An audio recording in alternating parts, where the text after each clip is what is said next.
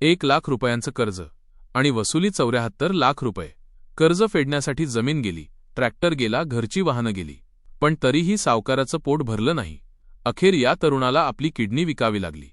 चंद्रपूरच्या नागभीड तालुक्यातील मिंथूर येथील ही धक्कादायक घटना।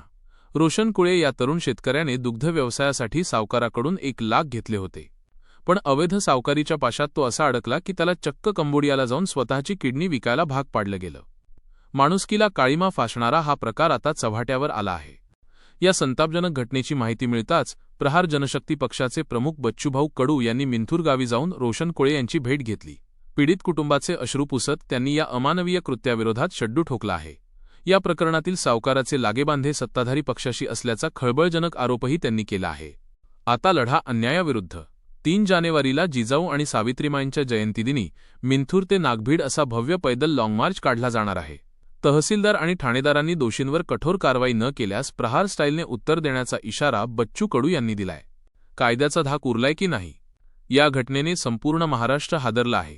3 जानेवारीच्या या मोर्चात मोठ्या संख्येने सहभागी व्हा, अन्यायाविरुद्ध आवाज बुलंद करा। माझ्यावर जो अन्याय झाला ते तुम्ही परिस्थिती भोगले, परंतु हे परिस्थिती सावकार की हे बचत मायक्रो फायनान्स आहेत, बजाजवाले तर बहुत तंग करते। हे प्रकार येऊ नयेत म्हणून सर्वांनी आता हा प्रकाराला कुठेतरी आळा घालावा म्हणून या प्रकारे आवाज उठवला पाहिजे। आणि तो 3 तारखेला मोर्चा बच्चूभाऊंनी जे उभा करत आहेत त्यांना सहकार्य केले पाहिजे।